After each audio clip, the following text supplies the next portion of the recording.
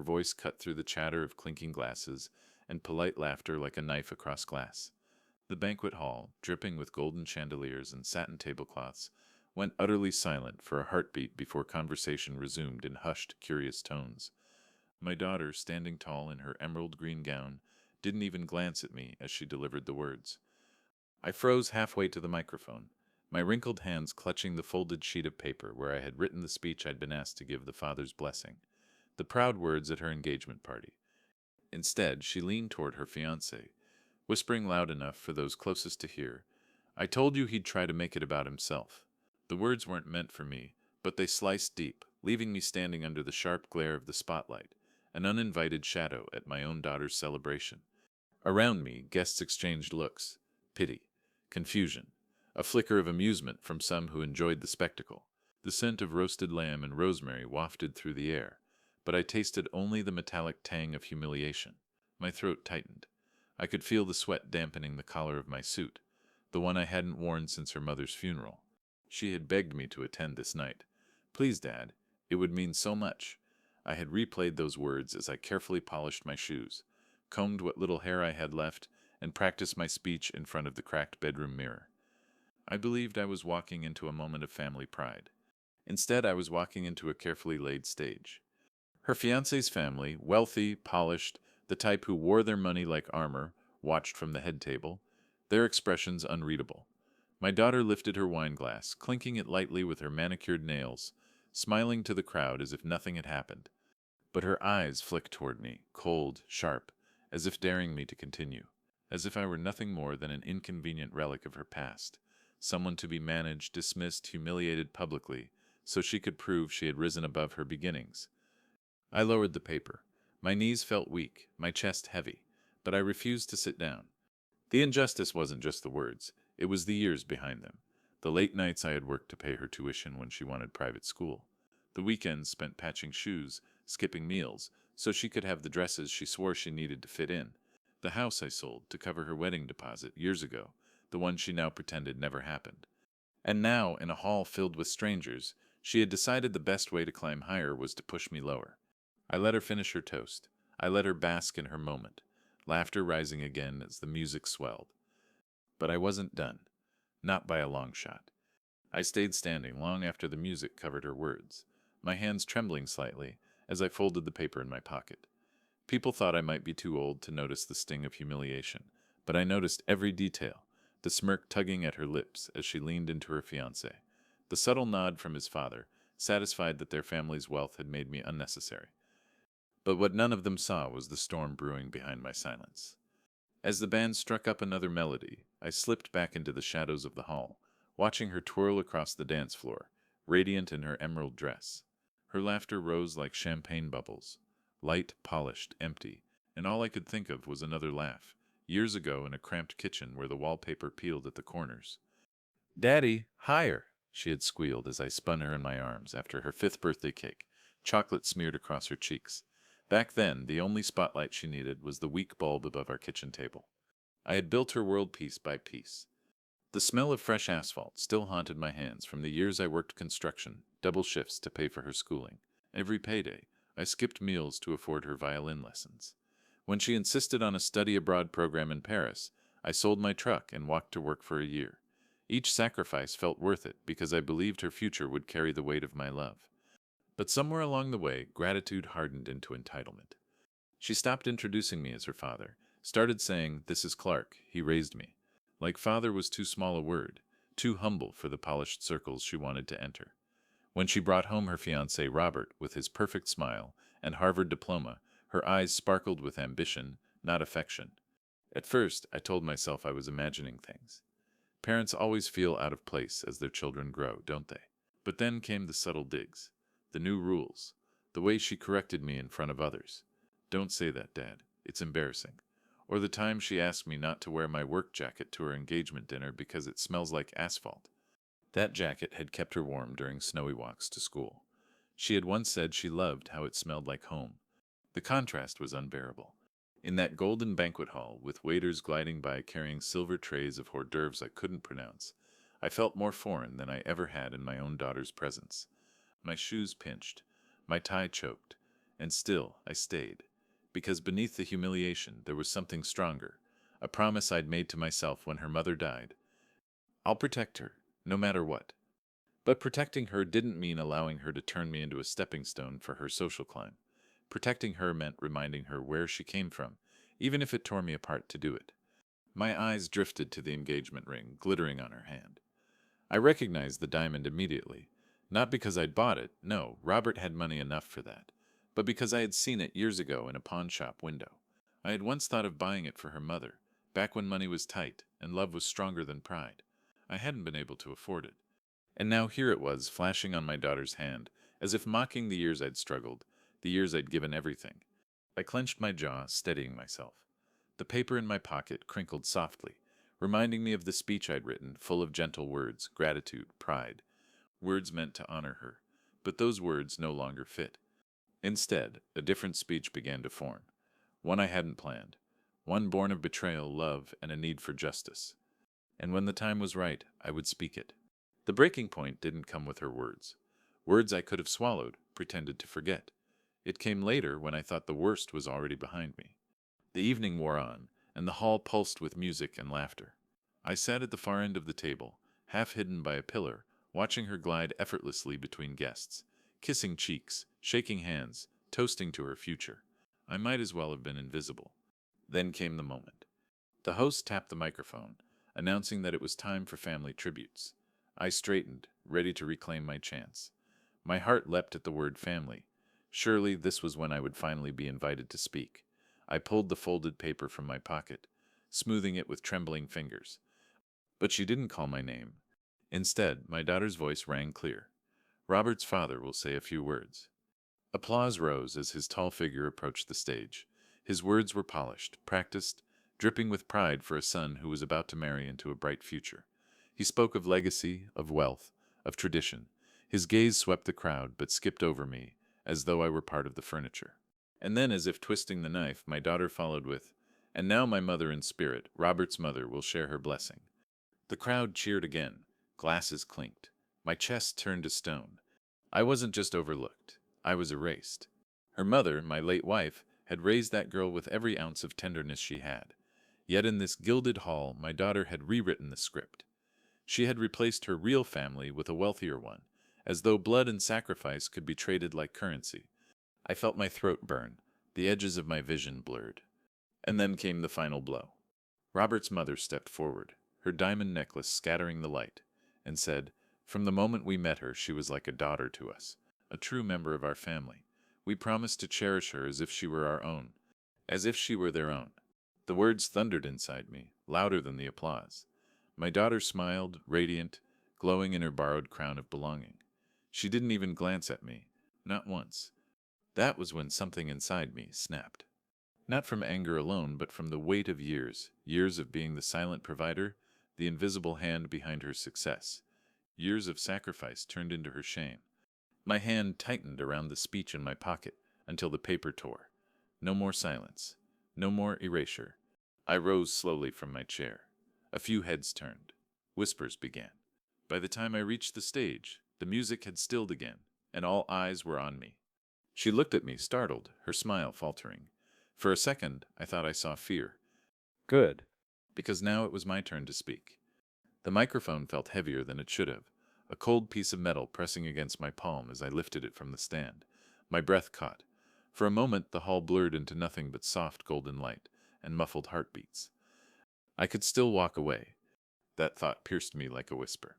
If I said nothing, if I smiled politely and returned to my chair, the evening would continue without incident. My daughter would laugh again, her fiancé's family would toast again, and I would fade into the background, silent, invisible, harmless. Maybe that was the safer choice, because I knew the cost of what I was about to do. Once I opened my mouth, there would be no going back. My words would carve a permanent line between us. Father and daughter on opposite sides of truth. The doubts came hard and fast. What if she never forgives me? What if she cuts me out completely?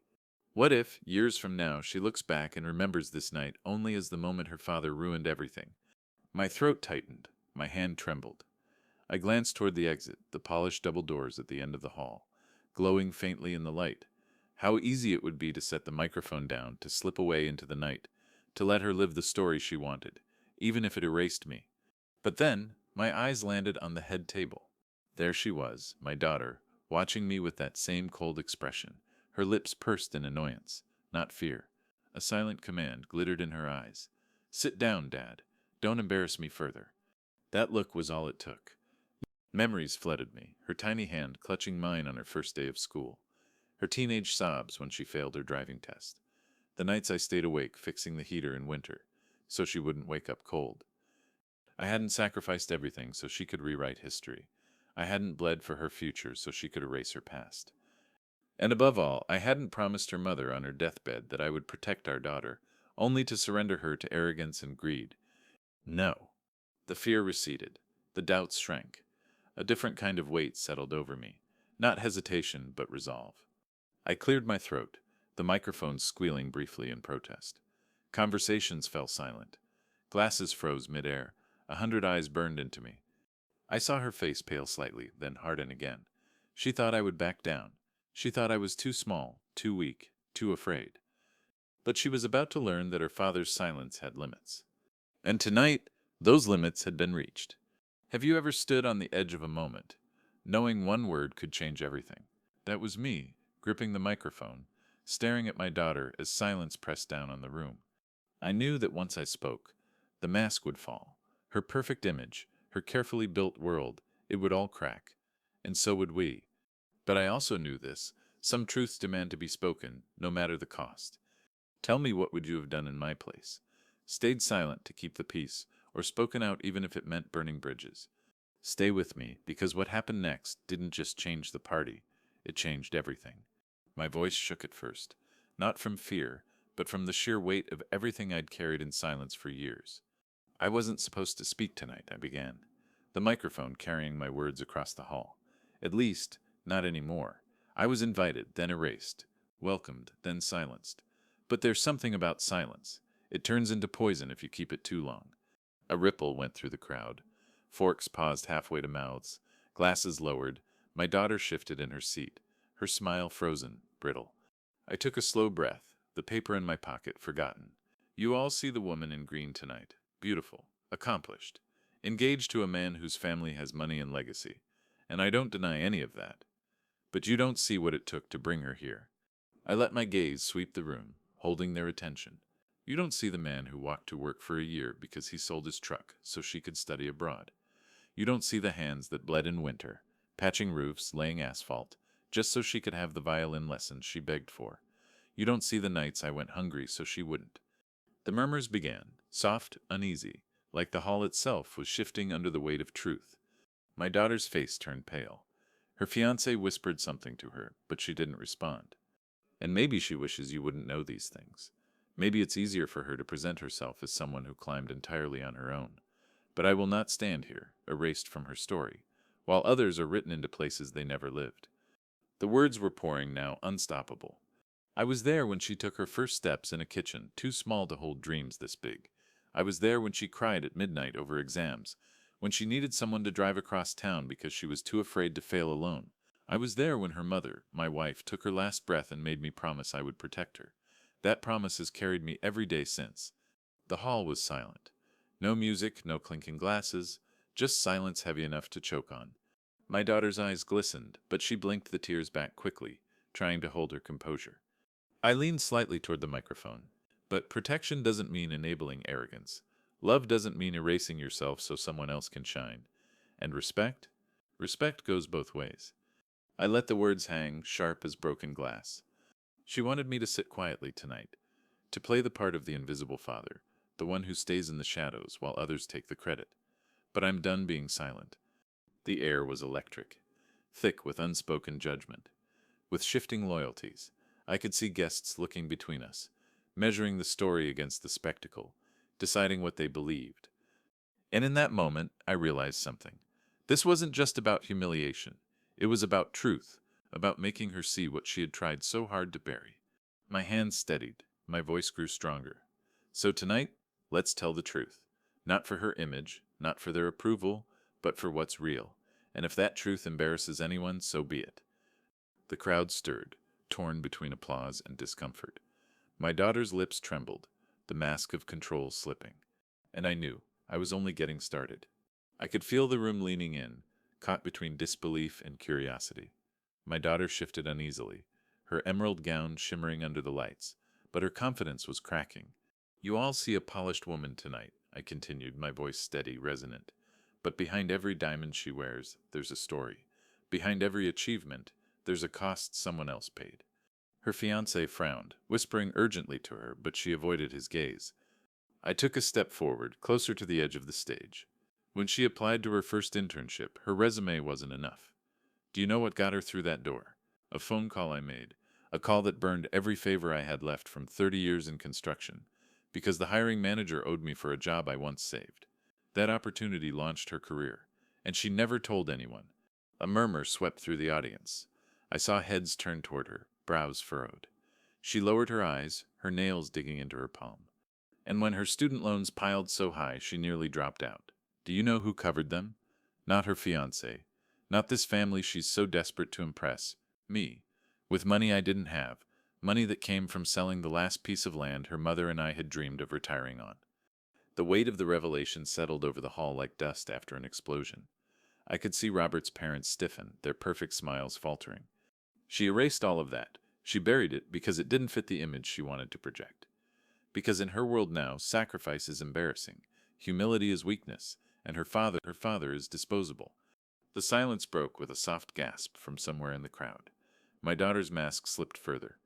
I steadied myself, inhaling deeply. I raised her with love, not money, with sacrifice, not privilege. And yet here I stand, uninvited, unwanted, treated like a shameful relic of her past. And all I can think is, how did we get here? For a moment, my voice cracked. The vulnerability slipped out like a raw wound.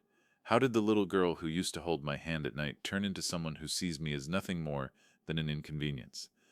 Her eyes glistened again, but she forced her chin higher, her pride refusing to bend.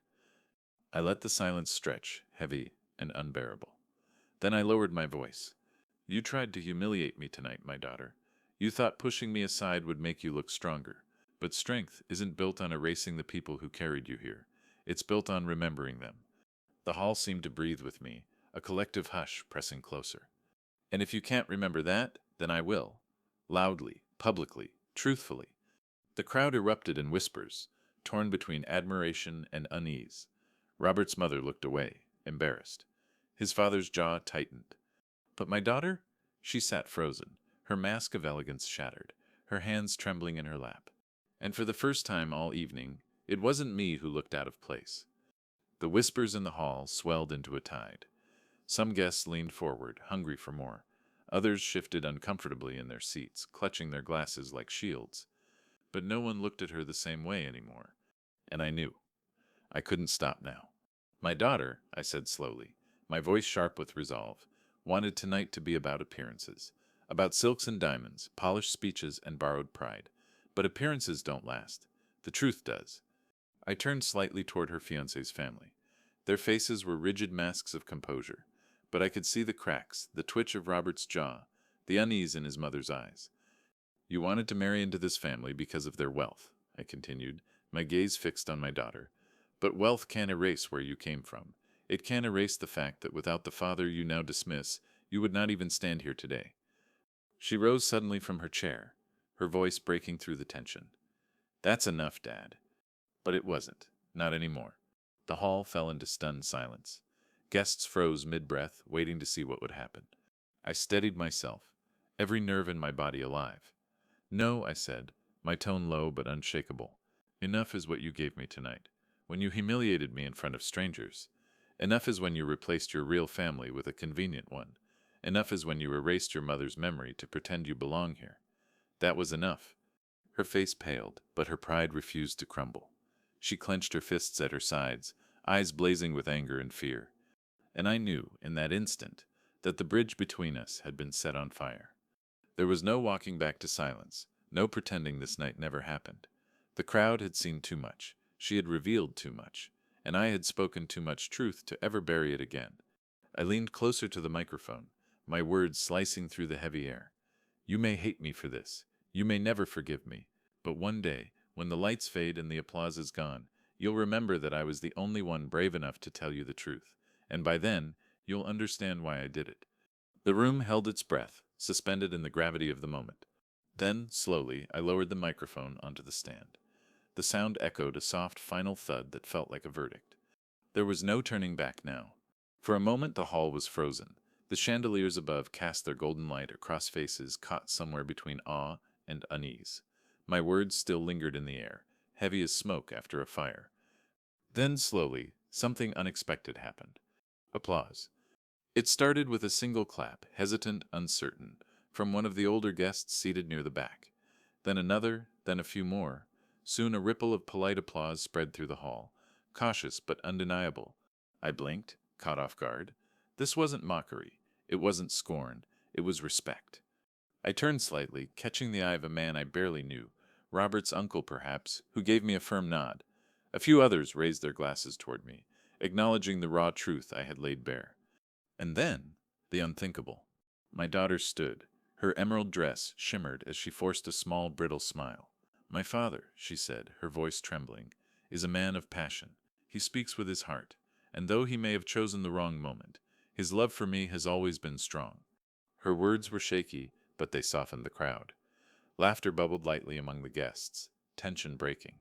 Some even smiled warmly, as if we had just witnessed a family squabble, wrapped neatly with love. She stepped toward me, her hand brushing my arm, as if to steady the scene. "Thank you, Dad," she whispered through clenched teeth, low enough that only I could hear. "Now sit down before you ruin everything." On the surface, it looked like reconciliation, a daughter gently restoring dignity to her father. The crowd sighed with relief, the music stirring again, waiters resuming their rounds with trays of champagne. For the first time all night, I felt a flicker of hope. Maybe, just maybe, this could be salvaged. Maybe she would see past her anger and remember who I was, what I had done. Maybe this night wouldn't end in ashes. But then I looked into her eyes. Behind the painted smile, behind the trembling voice, there was no love, no gratitude, only fury. Cold, burning fury, the kind that doesn't forgive. Her hand tightened on my arm, the gesture appearing affectionate to the audience, but her nails dug sharply into my skin. "You'll regret this," she whispered, her lips still curled in a perfect smile. And just like that, the false hope shattered. The applause faded. The crowd returned to its chatter, reassured that the drama had passed. But I knew better. This wasn't over. It had only just begun. Her nails dug into my arm like claws, her smile never faltering. To the crowd it looked like affection. To me it was a warning. "Sit down," she whispered again, her tone icy. But before I could move, Robert's father rose from his chair. His imposing figure loomed as he cleared his throat, drawing the attention of the room. "Ladies and gentlemen," he said smoothly, "it's time we move on to the announcement that truly matters tonight." His eyes flicked toward me, cold and dismissive. "The announcement of legacy." Legacy, the words sliced through me. He gestured toward my daughter, pride swelling in his voice as though she were already his blood. "This young woman is about to join our family, not only by marriage, but by responsibility. Together, she and my son will inherit and expand everything we have built. Our name, our business, our wealth, a future secure in their hands." Applause thundered through the hall. Glasses clinked, smiles spread. But I stood frozen, my chest hollow. Inherit our wealth, our name. Not once did he mention the family she came from. Not the sacrifices of the father who raised her. Not the memory of the mother who shaped her. To them, she was already theirs. I glanced at her. She didn't correct him. She didn't even look my way. She simply lifted her glass, her smile dazzling, her silence louder than any words. And that was the twist of the knife. For all her fury at me exposing her, for all her whispered threats, she had made her choice. She had chosen them, chosen to cut away her roots and graft herself onto their tree. The room cheered, but in that cheer I heard something else, a final verdict. They weren't just erasing me tonight, they were replacing me. And in that moment, the last fragile thread of hope inside me snapped. My daughter thought she had humiliated me, that by silencing me with a smile and aligning herself with their wealth, she had won. But what she didn't know was that I had come prepared for this. I reached into my jacket pocket, not for the crumpled paper of my speech, but for something else. Something I had carried for months, uncertain if I would ever use it. The envelope. Thick, sealed, heavy with truth. I laid it carefully on the edge of the stage, my hands steady, my voice calm. If we're talking about legacy, I said, cutting through the applause, then perhaps it's time everyone here knows the whole story. The hall fell silent again. All eyes turned to me. My daughter's smile faltered, her breath catching as she recognized the envelope, because she knew exactly what was inside. And she knew it had the power to destroy everything she thought she had secured. I could feel my heart pounding as the envelope rested on the stage, silent, heavy, undeniable. My daughter's eyes widened, her mask finally breaking. She knew what was coming. And maybe you're wondering, should I have stopped? Should I have tucked the envelope away and let her live her new life without consequence? But tell me honestly, if you were in my place, if you were Clark, standing there with the proof of everything you sacrificed and everything she denied, would you have stayed silent? Or would you have finally let the truth burn, no matter who it scorched? Stay with me, because what happened next wasn't just the end of her performance. It was the beginning of mine. The envelope lay against the polished wood like a loaded weapon. I didn't rush. I let the silence grow, stretching tight as wire, until even the clinking of glasses stopped. This, I said slowly, tapping the envelope with one finger, isn't just paper. It's a record of what's been given and what's been taken. My daughter stiffened. Dad, don't. But her voice cracked, and that alone told the audience everything they needed to know. I slit the envelope open with deliberate calm, pulling free the stack of documents I'd carried for months. Receipts, letters, records, pieces of a truth no one had ever seen. Her private school tuition, I said, holding up one paper. Paid in full, not by scholarships, not by her new family. By me, by Clark, the man she says embarrasses her. Gasps rippled through the crowd. Robert's mother frowned, whispering sharply to her husband. Another page. Her study abroad in Paris. You all heard about that, didn't you? How she spoke of independence, of earning it herself. Here are the checks I wrote. Every last dollar, scraped together by selling land, her mother and I dreamed of retiring on. The murmurs grew louder. My daughter's emerald dress seemed to shrink around her as she shook her head, muttering, "Stop it, Dad, stop." But I didn't stop. I raised a third document, my voice firm. When her fiancé lost his job last year. Yes, I know about it. I covered their rent for 6 months, so she wouldn't lose face. Quietly, without thanks. Because that's what family does. Now the room buzzed like a hive struck open. Guests leaned forward, whispering furiously. Robert's face flushed red, his jaw tightening as the truth spilled into the open.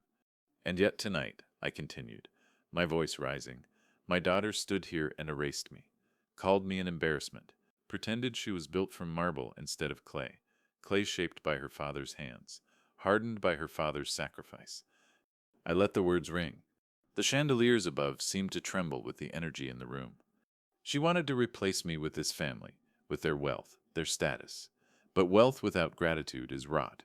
Status without truth is empty. And tonight everyone here gets to see exactly who she is when the curtain falls.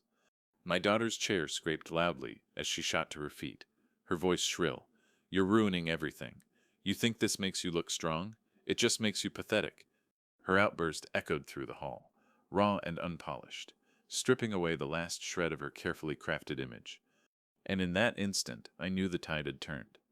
Because for the first time all night, the room wasn't looking at me with pity. They were looking at her. The hall erupted.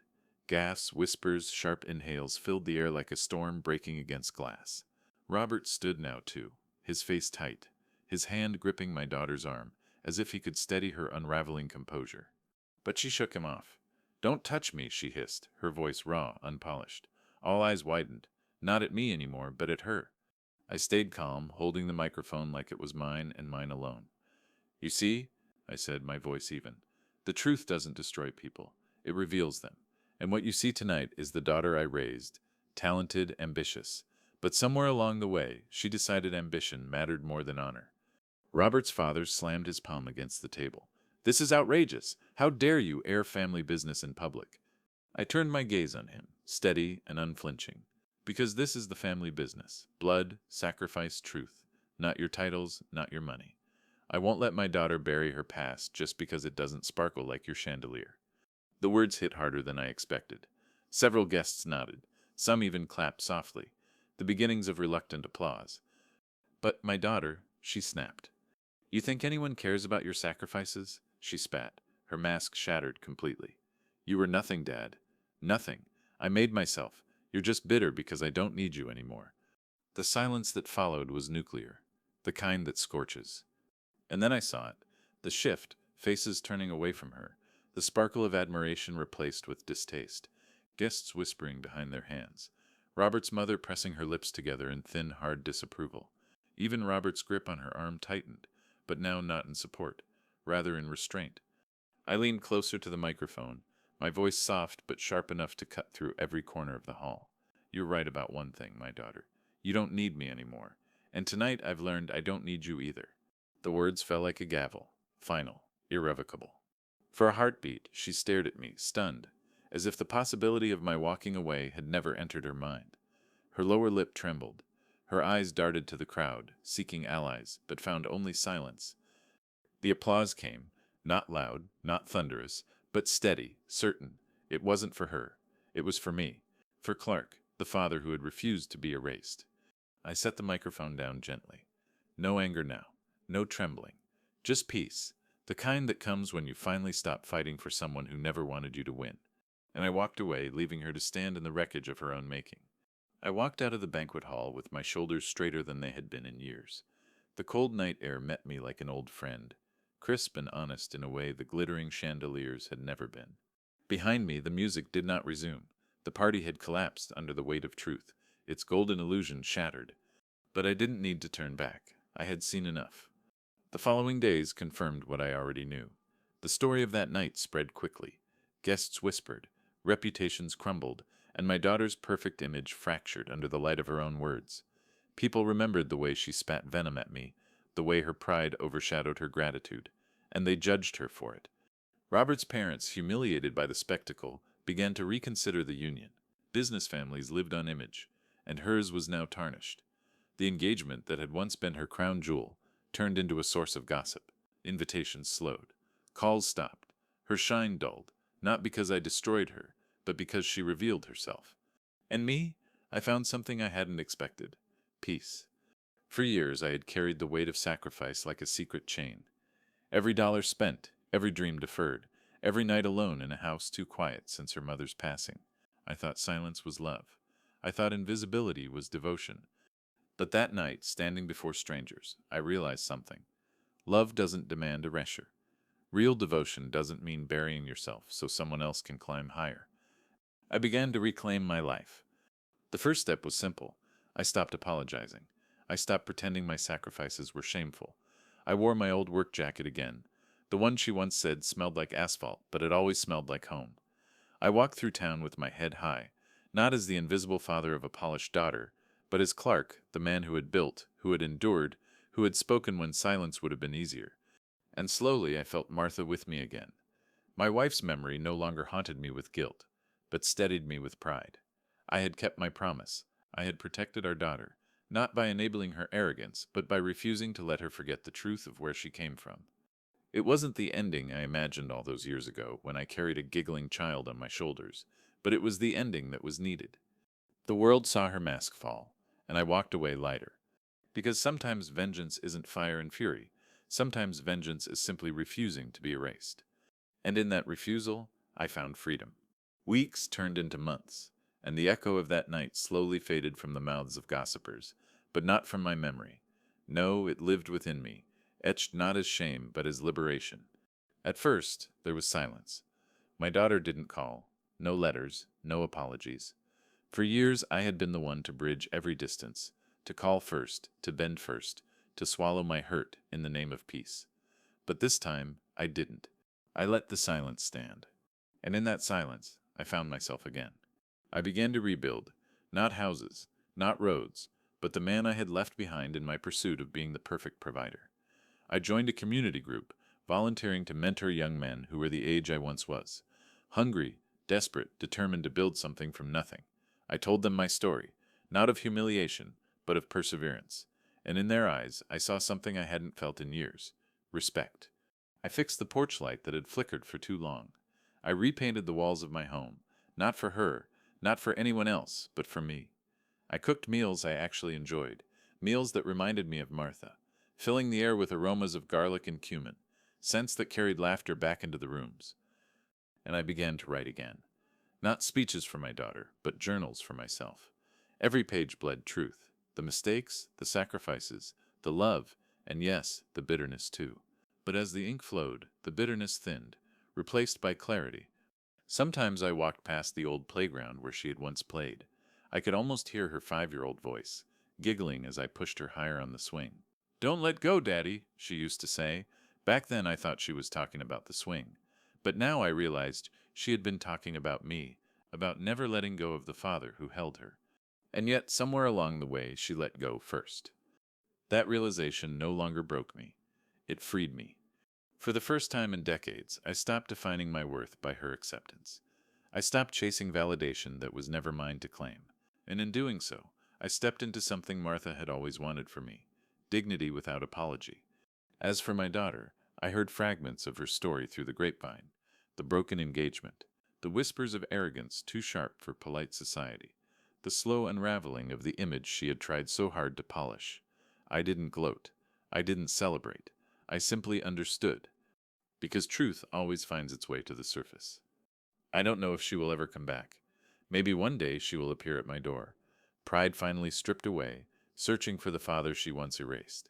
And if she does, I'll be here, not waiting as the invisible man in the shadows, but as Clark, whole, seen, heard. And if she never does, I'll still be whole. That's the transformation. Not vengeance alone, not humiliation returned, but freedom. Freedom from the chains of silence, from the prison of erasure.